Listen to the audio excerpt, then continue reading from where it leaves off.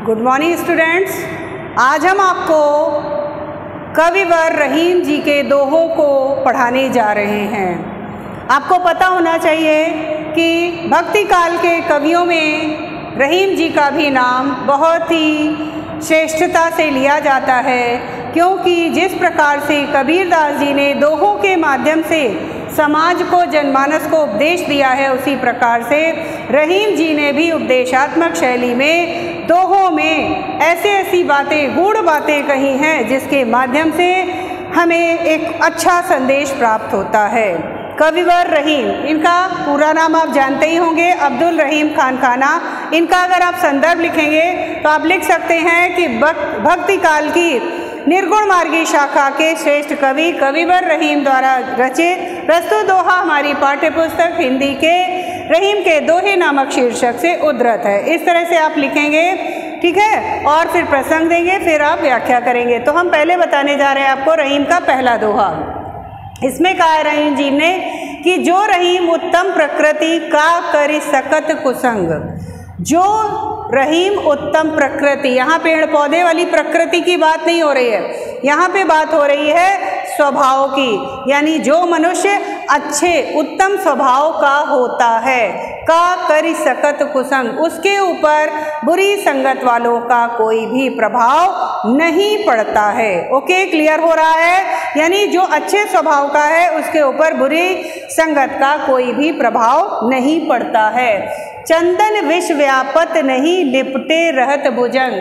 कविवर रहीम जी ने कहा है कि दृष्टांत सब में दिया है, इसमें आपको अनुप्रास और दृष्टांत अलंकार सब में मिलेगा। इन्होंने कहा है कि जिस प्रकार से चंदन के पेड़ पर सैकड़ों सांप लिपटे रहते हैं, लेकिन उसके विष का, सांपों के विष का कोई भी प्रभाव चंदन के वृक्ष पर नहीं पड़ता है, उसी प्रकार से जो व्यक्ति अच्छे स्वभाव के होते हैं उनके ऊपर बुरी संगत का कोई प्रभाव नहीं पड़ता है। तो उपदेशात्मक शैली में ये गूढ़ बात बताई है। इसमें आपका अनुप्रास अलंकार और दृष्टांत अलंकार दोनों होंगे। अगला देखते हैं, रहीमन प्रीति सराहिए। जैसे विश्व व्यापक, यहाँ पे एक ही वर्ण से लगातार शब्द है तो आपका अनुप्रास मिल रहा है, यहाँ पे भी आपका अनुप्रास हो जाएगा। ठीक है, अब हम दूसरा देखते हैं, रहीमन प्रीति सराहिए मिले होत रंग दून। ज्यों जर्दी हरदी तजय तजय सफेदी चून। क्या कहा है रहीम कवि ने कि ऐसी प्रीति माने मित्रता, ऐसी मित्रता की हमेशा प्रशंसा करते रहना चाहिए। सराहिए माने प्रशंसा करते रहना चाहिए। मिले होत रंग दून, जिस मित्रता में दोनों मित्रों के गुणों का मिलकर दोगुना प्रभाव हो जाए, ऐसी मित्रता की सदैव प्रशंसा करनी चाहिए। ज्यों जर्दी हरदी तजय, जिस प्रकार से हल्दी, ठीक है, हल्दी में क्या होता है, जर्दी माने पीलापन होता है, तजय सफेदी चून। पूरी सेकंड लाइन में क्या गूढ़ बात कही है, ध्यान दीजिए। ज्यों जर्दी हरदी तजय तजय सफेदी चून, जिस प्रकार से हल्दी अपने पीलेपन को त्याग देती है और सफ़ेद जो चूना है वो अपने सफ़ेदी यानी सफ़ेद रंग को त्याग देते हैं। कब? जब चूने और हल्दी को मिलाते हैं तो एक नया रंग बनता है, लाल कलर, लाल रंग बन जाता है।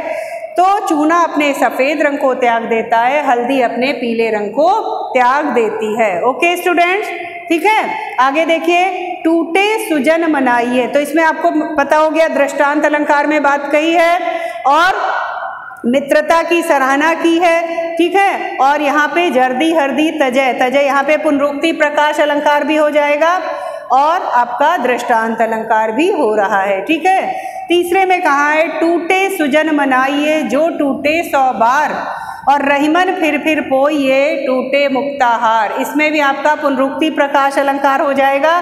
कैसे कह रहे हैं, टूटे सुजन बनाइए। सुजन का मतलब सज्जन लोग यदि किसी बात पर रूठ भी जाएं तो उनको मना लेना चाहिए। जो टूटे 100 बार, अगर सैकड़ों बार भी वो रूठते हैं तो उनको मना लेना चाहिए। क्यों?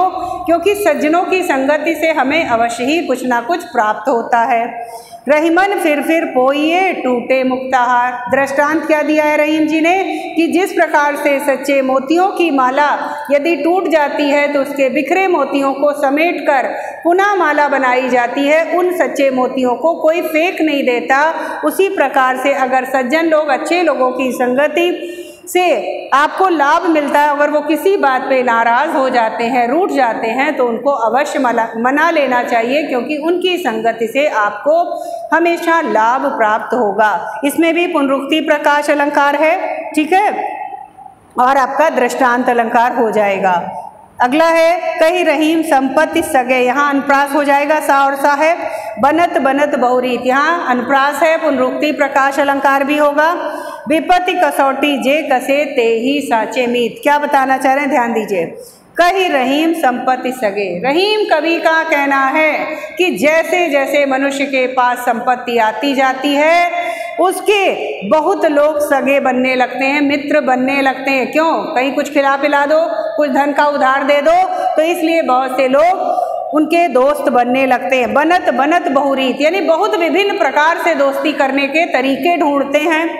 विपत्ति कसौटी जे कसे, लेकिन आपत्ति और मुसीबत विपत्ति आने पर जो व्यक्ति हमारा साथ देता है वास्तव में वही ते ही साचे मीत, वही व्यक्ति सच्चा मित्र होता है। दृष्टांत के माध्यम से उपदेशात्मक शैली में पूरी बात कही है। अगला देखिए, रहीमन धागा प्रेम का मत तोड़ो चटकाए, और टूटे से फिर ना जुड़े जुड़े गांठ पड़ जाए। यहाँ भी दृष्टांत दिया है, कहा है कि रहीम कवि कहते हैं कि कभी मित्रता रूपी धागे को झटक कर या क्रोध में नहीं तोड़ना चाहिए। रहीमन धागा प्रेम का मत तोड़ो चटकाए, यानी जो मित्रता का प्रेम रूपी धागा है उसको कभी भी झगड़े से नहीं तोड़ना चाहिए, क्योंकि टूटने से उसमें गांठ पड़ जाती है ना, और टूटने से फिर वो पुनः नहीं जुड़ पाता है। इसलिए मित्रता को संजो कर बचा कर रखना चाहिए। यहाँ भी आपका दृष्टांत हो जाएगा कि रहीमन धागा प्रेम का मत तोड़ो चटकाए, टूटे से फिर ना जुड़े जुड़े गांठ पड़ जाए। यहाँ पे भी आपका दृष्टांत हो जाएगा। अगला देखिए, कदली सी भुजंग मुख स्वाति एक गुण तीन, जैसी संगति बैठिए तैसोई फल दीन। इसमें भी कहा है कि इन्होंने स्वभाव बताया है कि मनुष्य का स्वभाव या जो उसको जैसी संगत मिलेगी वैसा उसका स्वभाव बदल जाता है। ध्यान दीजिएगा, दृष्टांत मैंने थोड़ा ही लिखा है। कदली सीप भुजंग मुख स्वाति एक गुण तीन, स्वाति नक्षत्र में बरसने वाला पानी एक जैसा होता है, लेकिन उसको संगति अलग अलग मिलती है तो वो वैसा ही हो जाता है। जैसे कि अगर वो केले के पत्ते पर पड़ता है तो कपूर बन जाता है, सीप के मुख में जाता है तो मोती बन जाता है, और अगर सांप के मुख में जाता है तो विष बन जाता है। इसलिए रहीम जी ने कहा है, व्यक्ति को जैसी संगत मिलती है उसका आचरण स्वभाव वैसा ही हो जाता है। इसमें आप दृष्टांत अलंकार जरूर देंगे, ठीक है। तरवर फल नहीं खात है, सरवर पिए न पाए, है ना, कही रहीम पर काजित संपत संचय सुजान। इसमें भी इन्होंने बताया, बहुत फेमस उदाहरण है कि वृक्ष कभी भी अपने फलों को नहीं खाते हैं, तरवर फल नहीं खाते हैं, ठीक है। सरवर पिए न पान, सरोवर अपने जल को कभी नहीं पीते हैं, ठीक है। सरवर फल नहीं खाते हैं, सरवर पिए न पान, कही रहीम पर काज है संपत संजय सुजान। जिस प्रकार से वृक्ष अपने फलों को नहीं खाते, सरोवर अपने जल को नहीं पीते, उसी प्रकार से रहीम कवि का कहना है कि सच्चे मित्र वही होते हैं जो, मित्र क्या कहना चाहिए, बल्कि सज्जन व्यक्ति वही होते हैं जो अपनी संपत्ति को परोपकार में लगाते हैं। कहा है इन्होंने कि संपत्ति संचय सुजान, यानी सज्जन लोग जो है अपनी संपत्ति को अगर इकट्ठा भी करते हैं तो परोपकार में लगाते हैं। ओके, रहीमन ओछे नरनते, ये वाला भी है दृष्टांत। रहीमन ओछे नरनते तजो बैर और प्रीत, यानी इसमें बताया है कि जो निम्न कोटि के लोग होते हैं उनसे ना तो मित्रता करनी चाहिए ना शत्रुता करनी चाहिए, क्योंकि दोनों ही प्रकार से वो लोग हमारा नुकसान करेंगे। कैसे? ओछे नर, यानी जो निम्न सोच के, निम्न स्वभाव के व्यक्ति होते हैं उनसे ना तो मित्रता करनी चाहिए ना शत्रुता। कह रहे हैं रहीमन ओछे नरनते तजो बैर और प्रीत, काटे चाटे श्वानते दोहू भात विपरीत। जिस प्रकार से कुत्ता, यानी श्वान माने कुत्ता कहा है। श्वान अगर काट लेता है तो हमारे शरीर में विष पहुंचाता है, अगर हमारे शरीर को चाट लेता है तो भी वो दूषित कर देता है। तो इनके लगभग सभी दोहों में ऐसी बात है। इनमें मैंने पूरा नहीं लिखा था, मैंने अपने आप से याद कर से बता दिया, मुझे ये कंठस्थ थे तो मैंने इनको उसी आधार पे बता दिया है और बाकी मैंने आपको व्याख्या बताई। अब बात करते हैं काव्य सौंदर्य की। तो इसमें आपकी ब्रज भाषा है। रहीम की भाषा में आप लिखेंगे ब्रज भाषा, शांत रस लिखेंगे, प्रसाद गुण लिखेंगे, उपदेशात्मक शैली लिखेंगे और उसके अलावा आप इसमें जहाँ जहाँ पे अलंकार आए हैं वो आप अनुप्रास, पुनरुक्ति, प्रकाश, दृष्टांत, ये सारे अलंकार लिखेंगे। शब्द शक्ति की बात हो तो यहाँ पे अभिधा और लक्षणा दोनों शब्द शक्ति लिखेंगे। ओके स्टूडेंट्स, तो मेरे विचार से आपको क्लियर हो गया होगा। अब हम अपनी बात को यहीं समाप्त करते हैं। Okay, thank you.